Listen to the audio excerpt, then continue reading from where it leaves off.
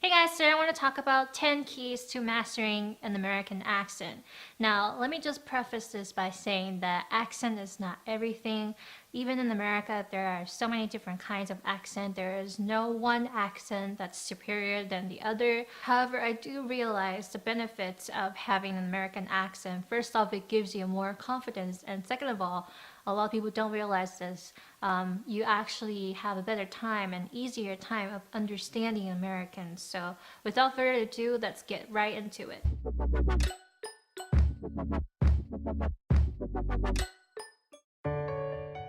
You need to go back to the basics and pinpoint what sound, what phonetic symbol you have the most trouble with. I noticed that a lot of people are debating over whether or not they should learn phonetic symbols, and my take is that if you just study random patterns of pronunciation, you can't always nail down what exact sound you're not getting right. Number 2 is linking. In order to have a somewhat American accent, you need to know the rules of linking, and that's going to help you not only speak better, but understand Americans better. And number 3 is imitation. This one is especially important because I noticed that people tend not to open their mouth when they're learning pronunciation. They feel self-conscious, or they think that, oh, this isn't necessary, I'm exaggerating too much.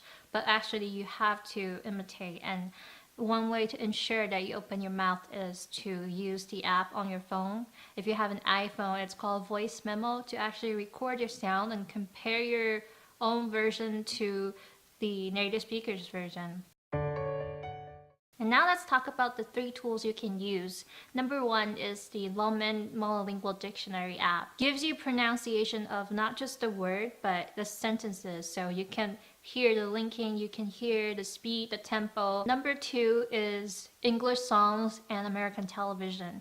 I actually think that songs are better because songs are more catchy than random lines from a movie or from a TV show. You'll feel more comfortable singing to yourself than speaking to yourself. And number 3 is the Voice Memo App. You need to make sure that you actually open your mouth, because when you're studying by yourself, you don't realize how much you're not opening your mouth. So having the Voice Memo App or something to record your voice not only gives you more opportunities to open your mouth, but at the same time you can examine your results and hear the difference between your version and the native speaker's version. And finally, let's get into the 4 pronunciation tips. As Chinese, we tend to emphasize every syllable, especially at the end of the word. We want to make sure that the other person heard us correctly. We often emphasize the ending consonants, and that's exactly what gives us away. Whenever there is a consonant at the end of the word, make sure to drop it. For instance, I don't know. I don't know. It's not I don't know. And what do you want?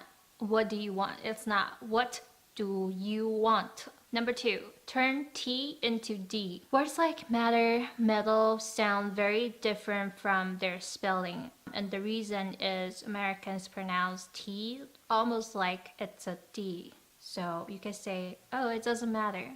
Number 3, TN and DN. These syllables in American English sound a lot different from British English. Let me give you some examples. Important, important. Mountain, mountain. Couldn't, couldn't. Didn't, didn't. Oh, I didn't see you. No, I couldn't help you. Look, there's a mountain over there. This is not important. I think it's called a glottal stop, meaning that you don't pronounce the T, you don't pronounce the D, but you just stop. This is the best way I can explain it. So instead of saying mountain, you can say mountain, mountain. Your tongue is actually up when you say it. Mountain, mountain.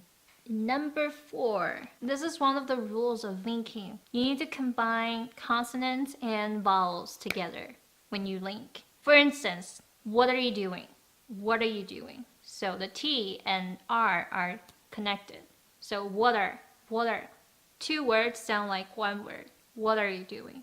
What are you doing? And it's also important to notice that it's not what are you doing. It's what are you doing? What are you doing? If you want to find out more about linking, I have another video in the description box that you can check out. But other than that, that's basically it. It's not all there is to American pronunciation, but these tips and keys will get you started and it will make you more confident. And it's really not that hard.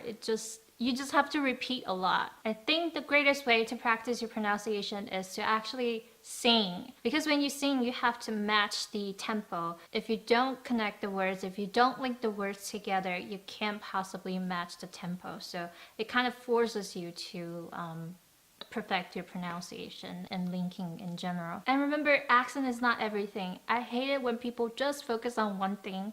Fluency is so much more than having a good pronunciation. You need to have a well-rounded approach to learning English. You need to read, you need to listen, and do all those things, and occasionally look at some of the flaws in your pronunciation and spend some time going over those. But don't fixate on that. Even if you don't have a perfect pronunciation quite yet, don't worry, it'll come naturally to you once you have enough repetition, once you have enough language input. I hope you guys enjoyed today's video. Do you like American accent or British accent? Let me know in the comments down below because I'm kind of curious to see. Alright, bye!